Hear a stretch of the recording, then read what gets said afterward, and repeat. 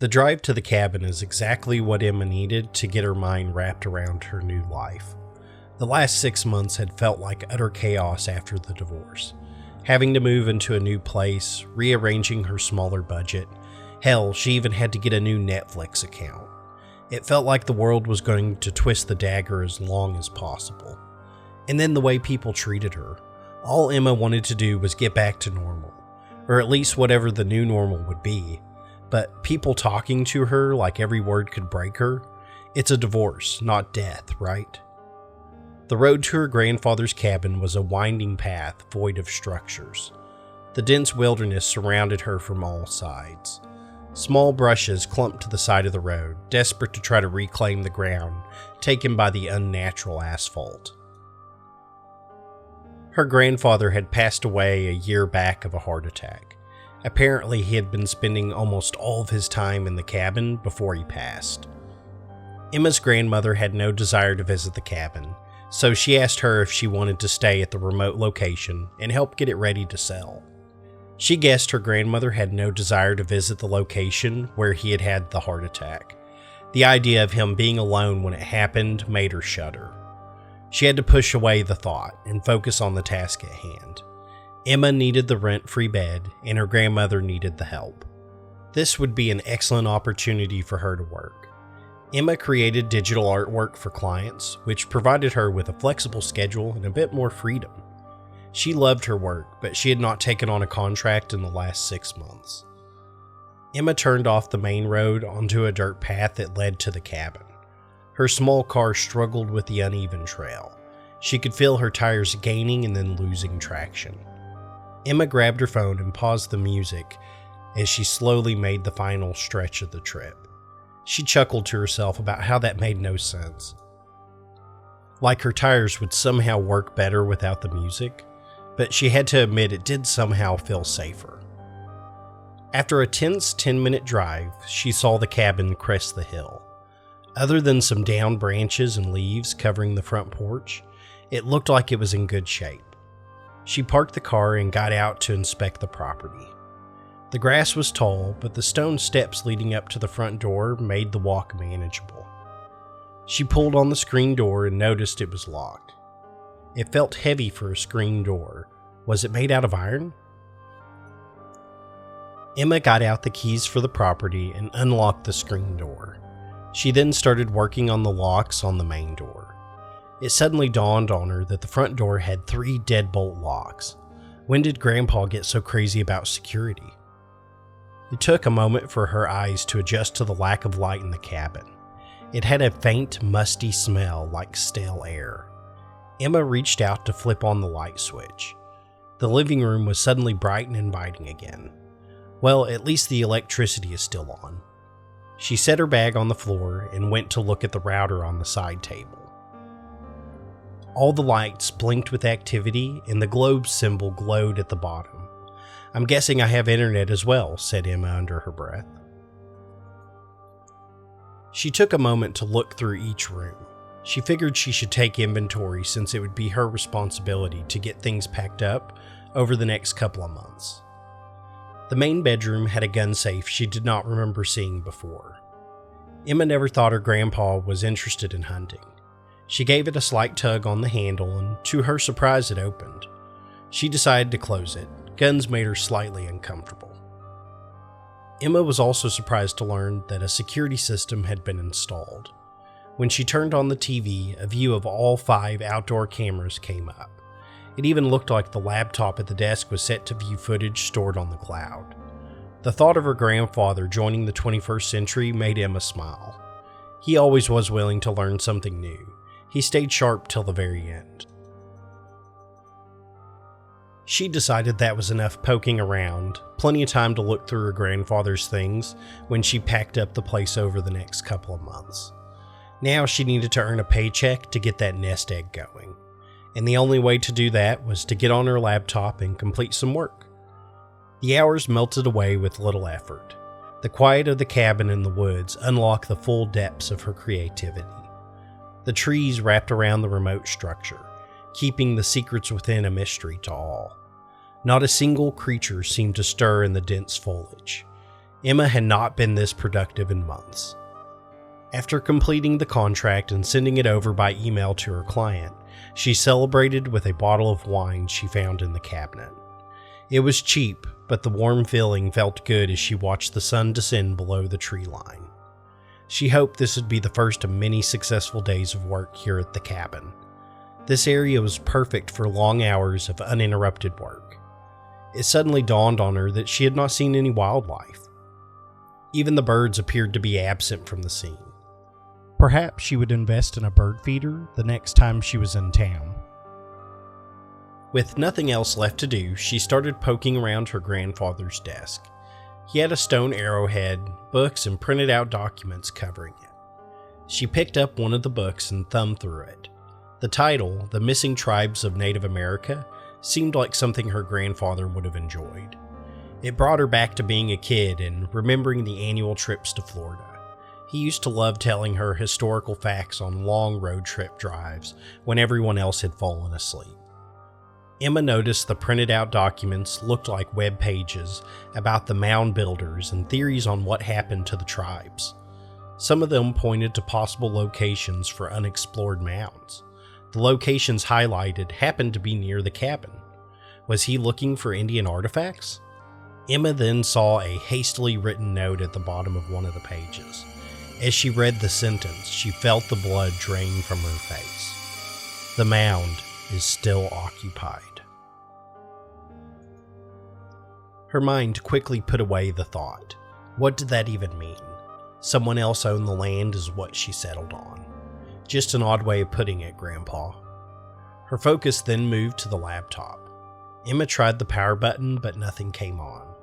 She checked the back and noticed the power cable was not plugged in. She reinserted the cable and finished her coffee cup of wine. The slight feeling of intoxication made her feel a bit detached from the situation. Exactly what she needed to be looking through her grandfather's notes. Emma pressed in the power button again, and the computer screen came to life. It took a moment for the PC to load. He had lots of icons on the desktop. As far as she could tell, it had no real method of organization.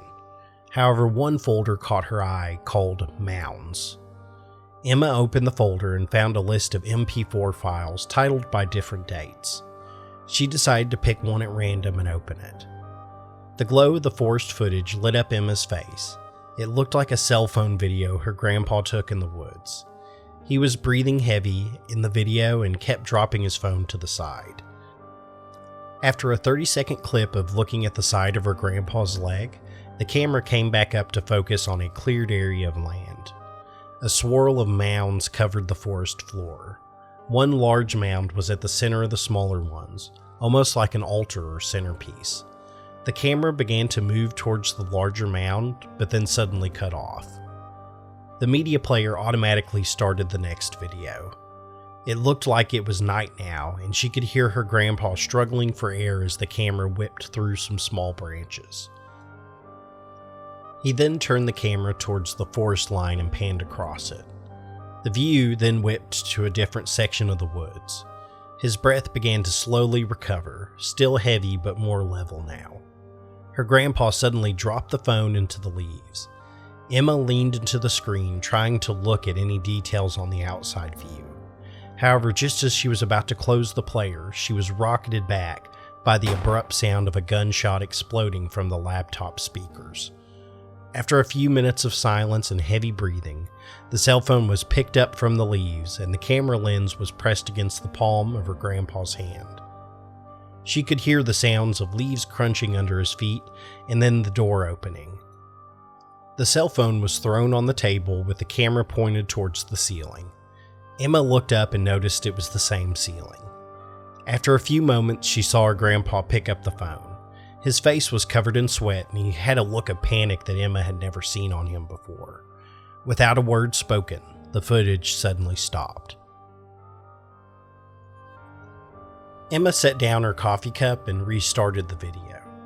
This time she was continually pausing it, trying to find out what Grandpa was looking at in the woods. He must have got out his phone for a reason, right? After the second playthrough of the video, she spotted it. It was really faint, but it looked like 2 blue dots in the tree line of a single frame.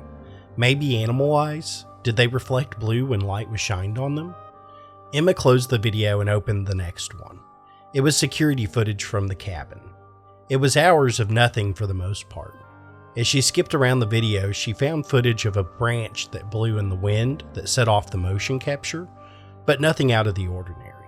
However, the nighttime footage was something completely different. Emma felt her heart rate accelerate as she watched the screen. A black mass dashed across each camera, stopping momentarily at a window or door before bolting away. It almost looked like it was trying to find a way inside. Emma could not tell if it had a form or shape. It would morph or melt into something new every few moments. What the hell, Emma whispered to herself. It had to have been a graphical glitch in the security system, or a bug crawling on the camera lens. But how did it move between each camera? She slowly closed the laptop and sat at the desk looking at the pile of books and papers. Emma took a moment to weigh her options. This certainly freaked her out, no question about that. She could leave tonight, sleep at a motel, and call her grandmother in the morning to let her know that she can't stay in the cabin. They could pull the whole family together and help her pack up the cabin in 1 or 2 days, power and numbers and all that stuff. But then Emma started to think about her financial situation. She would be homeless in a couple of weeks with what she had in the bank account. She really needed a few months to get things in order. She was being silly. She did not even know what she was scared of. Some weird video footage and a creepy note from her aging grandfather? Emma decided she'd sleep on it tonight and make up her mind in the morning. Pushing away from the desk, Emma grabbed the coffee cup and set it in the kitchen sink. She grabbed a throw blanket from the guest bedroom and cuddled up on the couch. It felt safer being by the door for some reason. She decided to leave the lamp on and the TV with the security footage. One night alone and I'm already going crazy, Emma thought to herself. The quiet night and the good bit of wine she had ingested slowly put her to sleep.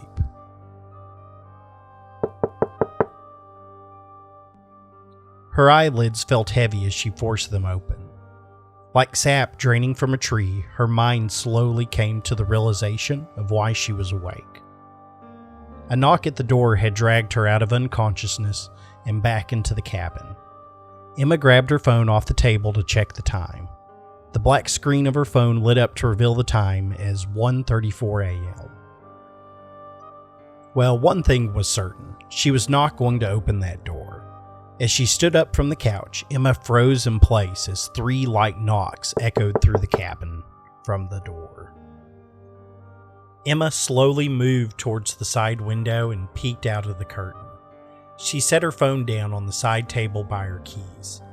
Opening the door to a stranger in the woods was not happening, but maybe she could get a look at who decided to visit her at 1 in the morning.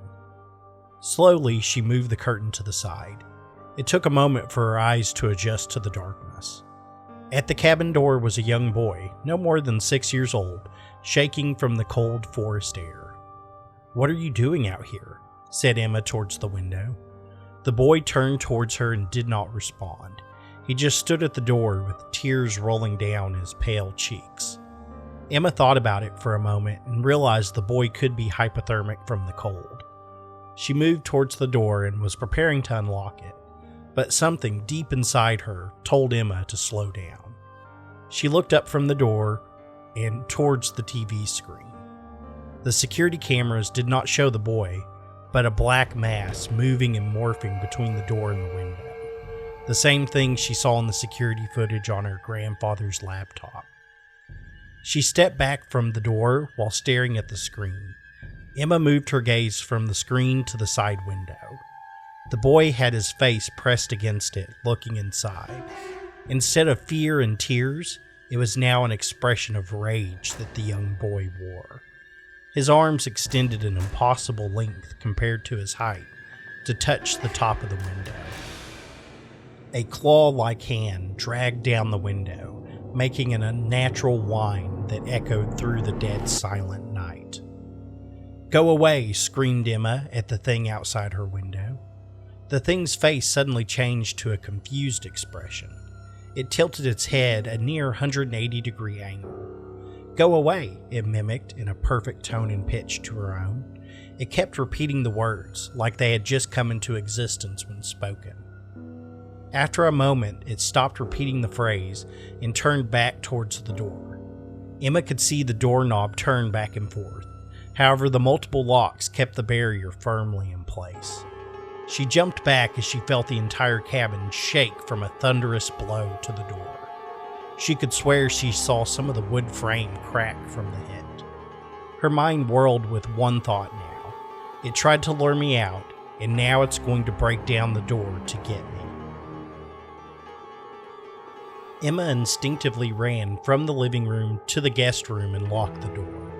A plan began to slowly form in her adrenaline-swamped mind. Just as she was turning towards the window of the room, the cabin exploded with the sound of shattering glass. It got through the living room window, Emma thought to herself. Her hands worked quickly on unlocking and opening the guest room window. It was an old lock that had grown accustomed to the current position and resisted the sudden change. Emma pressed against it with all of her might and managed to unlock the window. However, as she pulled up to complete her escape, the window did not move from its position. In a panic, she checked the lock again, trying to quickly learn what was blocking it. Then she covered her mouth, fighting back the tears as she saw the issue.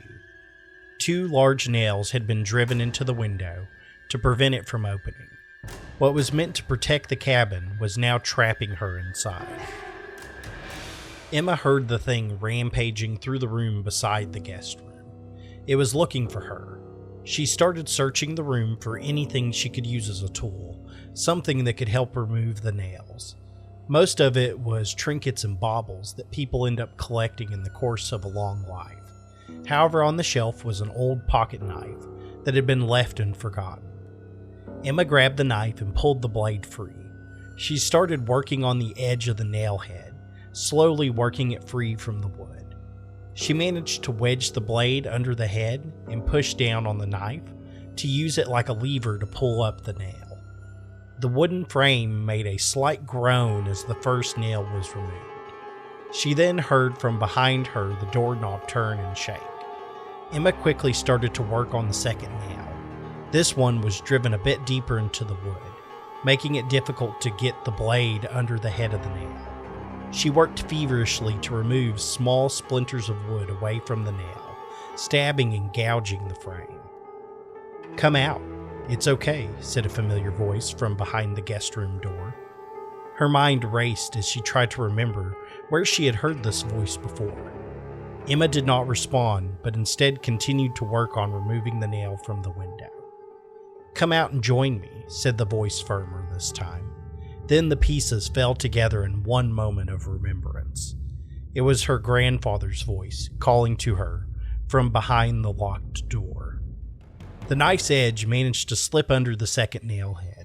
She pushed down to pull up the nail halfway up before it bent at a 45-degree angle. The nail was driven into the wood with a bend that made it difficult to remove with the knife. At this point, Emma decided that it was now or never. She was out of time. She pressed both arms against the frame of the window and pushed with every ounce of strength she could summon.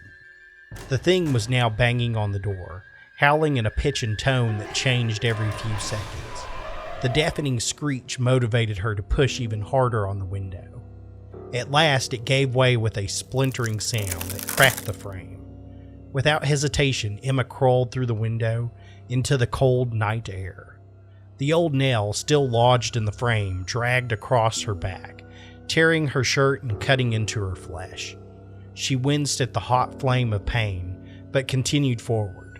Something told Emma that this was nothing compared to what that thing in the house would do. Emma fell to the ground in a not-so-graceful manner. However, it only took a moment to get her feet on the ground and start running for the tree line.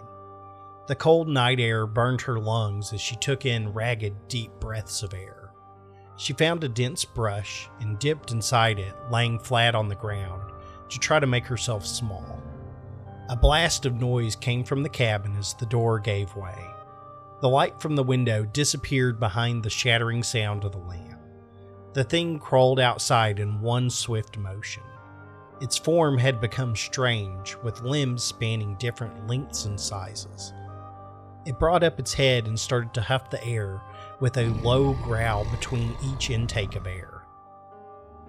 The thing's face no longer looked like a young boy, but a mesh of faces shifting between different characteristics. Somehow, without disturbing the leaves on the ground, the thing dashed from the broken window to the tree line behind the house, disappearing from sight. Seeing the speed and stealth of that thing made Emma realize that it could be on her before she knew it. The thought of a walk through the dark woods without a light source did not pass the sniff test. Burying her face in her hands, she realized she did not have her cell phone either, so she could not call for help, did not want to walk down the forest road, and the chill of the air was slowly settling into her core. She had been so busy trying to stay alive in those last few chaotic minutes, she did not realize her body was shaking. And what was hunting her now? Was it a person or an animal? This must have been the thing occupying the mounds her grandfather discovered, and it followed him back here. Maybe your grandfather did not die of a heart attack. She pushed away the question and unorganized thoughts. She could spend the rest of her life coming to terms with this night. Right now, she needed to focus on getting out of the woods. Emma decided the only course of action left was to go back into the cabin, grab her car keys and cell phone, then make her exit. She waited in the brush for an agonizing couple of minutes. Deciding it was clear, Emma stood up from her hiding spot and quickly sprinted towards the cabin door. The moon cast a shadow from every tree that threatened to have unknown horrors hidden within. Ancient monsters that humanity had forgotten to record, and the oral stories of them lost to time. Emma imagined all the possible ways she could be attacked in that short sprint to the door. However, the only sound that filled the frigid night was the crunch of autumn leaves. Arriving at the door, Emma remembered it was locked. However, she was not certain it would even open anymore since the iron screen door had been bashed in to the point of being unusable. She stepped across the shattered side window into the cabin, being careful not to cut her legs on any stray pieces of glass. The inside of the cabin looked like a small tornado had manifested at its center. The furniture and tables had been moved or knocked over, and the long claw marks now decorated many of the walls. Emma stepped carefully along the floor towards her tennis shoes. Most of the glass had been knocked clear of the window and scattered inside the living room. The last thing Emma needed was glass stuck in her bare feet. Slipping on her shoes, she started to sift through the wreckage for her cell phone and keys. The table holding them had been flung to the other side of the room, so she figured they could be anywhere now. The sound of grinding glass under her feet echoed through the silent cabin. As she extended her search, she at last spotted her cell phone under a broken chair. Emma pulled it free from the pile of wood and brought it up for a closer inspection. The screen looked like a spider web, and the power button did not bring the phone to life.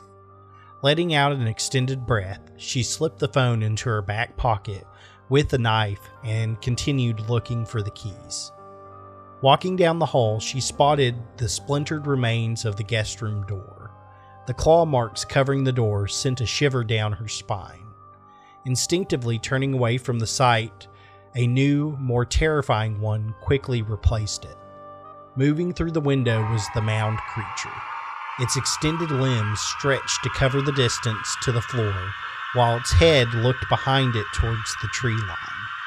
Emma covered her mouth and slipped into the main bedroom. She tried to slow her breath, to be quiet, but the spike of blood flow and adrenaline demanded more oxygen. Did it see me? Emma could not be sure, but she thought it would already be attacking her if it had.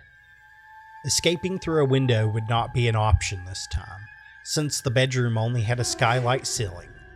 Emma took out her broken cell phone and pocket knife and set them on the nightstand table. Pressing the power button multiple times still had no effect on the phone. All Emma wanted to do was hide in this room and wait, but she knew this thing, creature, whatever it was not going to give up. Inaction would certainly end badly, she thought. Then she turned towards the gun safe beside the bed. Twisting the handle and pulling on the door, Emma hoped she had not locked it. The safe opened with a slight metallic sound as the heavy door swung open. Inside the safe was a few hunting rifles, a handgun, and a couple of shotguns. She had never fired a handgun or rifle, but her grandfather did take her to a gun range to shoot some clay targets. At the local range, you could rent guns for a small fee, which her grandfather enjoyed and would often force her to come along. His favorite was the shotguns, which happened to be the only gun she had ever fired. Picking it up from the safe, it felt heavy in her hands. She started to grab green shells from the box in the safe, sliding them into the gun. Slowly, her memory of those range practices were coming back to her. Taking another moment to inspect the shotgun, Emma remembered to turn off the safety. Summoning her courage to enter the hallway, she took in a few deep breaths. At the last moment, she turned around and put the small knife in her front pocket, which barely fit in her jeans. It felt like a good luck charm now. Emma entered the hallway and started moving towards the back door with the firearm in hand. Every step felt like it could be her last. Pushing away the fear, she focused on controlling her breathing and stepping lightly. Halfway down the corridor, she froze in place from the screeching scream behind her. Emma tried to will her muscles to move, to run, but all she could manage to do was turn towards the source of the noise. Charging towards her was the mound creature, expelling sounds and words with no form or context. Bringing up the gun, Emma pulled the trigger. Nothing happened.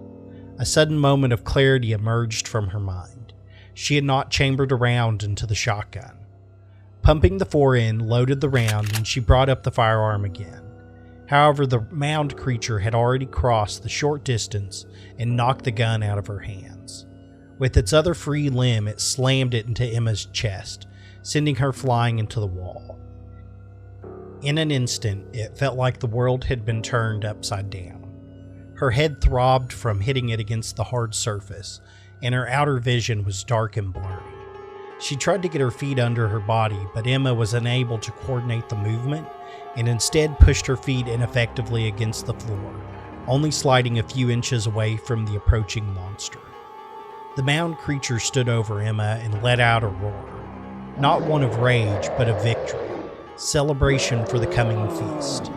It bent down and wrapped its hands around Emma like iron coils, pinning her to the floor. The creature brought its face next to hers, and she suddenly felt a stabbing pain in her chest. A swirl of colors filled Emma's vision. It felt like her heart was exploding. An unfathomable cold gripped Emma's body. It was as if she had been dropped into a pond of freezing water. Emma reached for something, anything, what she assumed would be her last few moments before this thing absorbed her. Then she felt it in her pocket. With the last bit of strength Emma had left, she drove the pocket knife into the creature's chest. The mound creature seemed more annoyed than injured, but it released its grip for just a second. She kicked hard against the monster, sending herself a couple of feet down the hall. Crawling down the corridor, her body screamed with pain.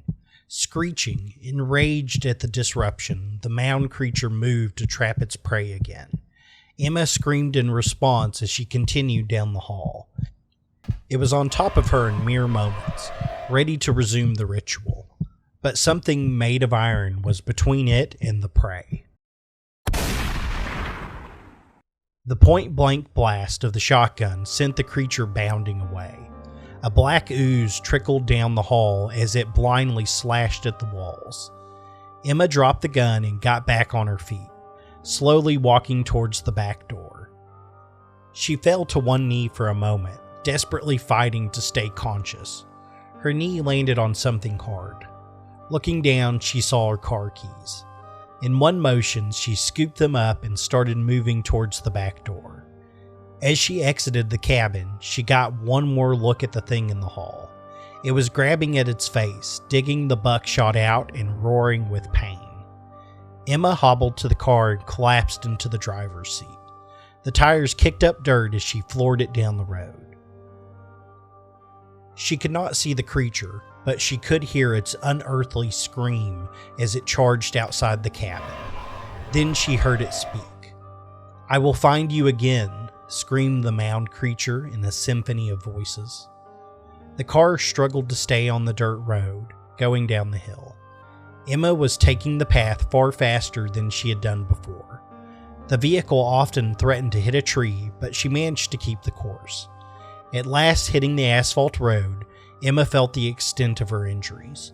She was freezing cold, and she was pretty sure she had a concussion and broken ribs. The car managed to stay on the asphalt road a couple of more miles before slowly veering off into a ditch. Emma's head hitting the steering wheel was the last thing she remembered before the world went dark. When she came to, it was sunny outside, and a sheriff was opening her car door. She instinctively started to fight the hands that were grabbing her, pushing herself towards the passenger seat. The sheriff released her with a perplexed look hanging on his face. He appeared old and haggard, but seemed to be genuinely concerned. Whoa, settle down, you had a bad car wreck. We have an ambulance on the way," said the sheriff. Emma let go of his hands as her mind tried to catch up with the situation. Her eyes darted back and forth, looking for the creature, but the only sight was the sheriff SUV and the tree line. "The mound," Emma said. "The mound?" responded the sheriff, looking around the wreck. "Don't go to the mound. It's waiting for people there," responded Emma. Thank you for listening to the story. If you enjoyed this content, consider liking the video and subscribing to the channel for upcoming stories. Have a good one.